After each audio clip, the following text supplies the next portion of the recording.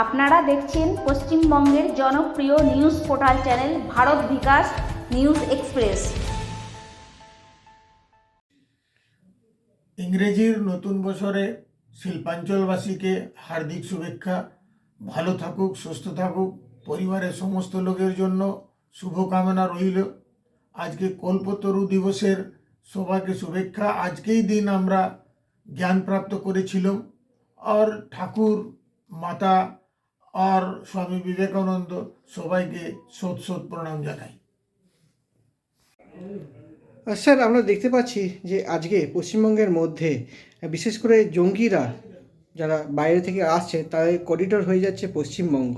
এই পশ্চিমবঙ্গের মধ্যে তারা 10 বছর ধরে কন্টিনিউয়াস হয়তো কেউ কেউ থেকে যাচ্ছে। যারা বাংলাদেশ থেকে আসছে তারা খুব সহজেই এখানে ভোটার কার্ড বানিয়ে নিচ্ছে, সব কিছুই তারা এখান থেকে ডকুমেন্টসগুলো করে নিয়ে তারা আবার নাশকতার কাজে এখান থেকে পশ্চিমবঙ্গ থেকে বেরিয়ে যাচ্ছে। আর এই বিষয়টাকে আপনি কিভাবে দেখছেন এবং কি বলতে চাইবেন? এটা তো নতুন কথা কিছু নেই। 5,000 10,000 টাকা দিলে যত ডকুমেন্টস আছে পশ্চিমবাংলায়, বাংলাদেশে যে লোক আসছে, স্পেশালি সংখ্যা লঘু ক্ষেত্রে যারা এসেছে তাদের সমস্ত কার্ড হয়ে যাবে। এখানকার স্থানীয় বাসিন্দাদের কার্ড হতে লাইন লাগতে হবে, অসুবিধা হবে, হাজার রকম। 10,000 টাকা দিলে আপনি যে কার্ড চান সব কার্ড হবে। এটা পশ্চিমবাংলার কালচার। এই যে স্টেট গভর্নমেন্ট আছে ইনার অমলে সব কিছু হচ্ছে। দেখা যাচ্ছে জম্মু কাশ্মীর থেকে পুলিশ এসে পশ্চিমবঙ্গে এসে তাদেরকে জঙ্গিদেরকে গ্রেপ্তার করে নিয়ে যাচ্ছে, তাদের কাছে সেই খবরটা রয়েছে, কিন্তু পশ্চিমবঙ্গ পুলিশের কাছে সেই খবরটা থাকছে না। খবর থাকা সত্ত্বেও যদি ওদের বস বলবে কি কাজ করতে হবে তখনই তো কাজ করবে। পশ্চিমবাংলার পুলিশ তো একটা ভারতবর্ষের আতিথ্য ছিল, সেটা পারবে না এমন কিছু নেই। তাকে আমি লাগিয়ে রেখেছি অন্য কাজে, ওদেরকে ধরতে হবে না, তো কি করে ধরবে? পুলিশ মন্ত্রীকে, মুখ্যমন্ত্রীকে, সেম ওই স্বাস্থ্যমন্ত্রীকে। কুণাল ঘোষ বারবার বলছেন যে যেটা রয়েছে যারা বর্ডারে থাকেন তার সমস্ত বিষয়টাই জঙ্গিরা যারা ঢুকছে তাদের দায় ঠেলে দিচ্ছেন তিনি কেন্দ্রীয় সরকারের উপরে।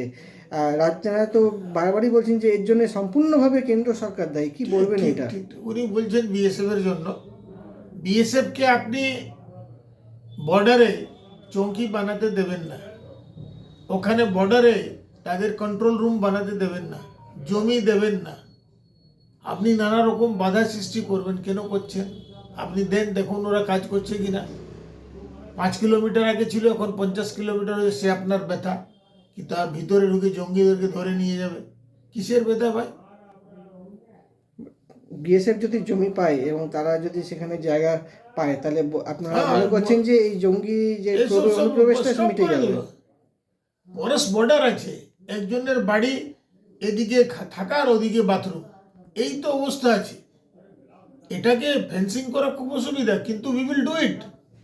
এমন কোনো অসম্ভব জিনিস নয়। পাকিস্তান পুরো ফেন্সিং হয়েছে, তো বাংলাদেশ হবে না?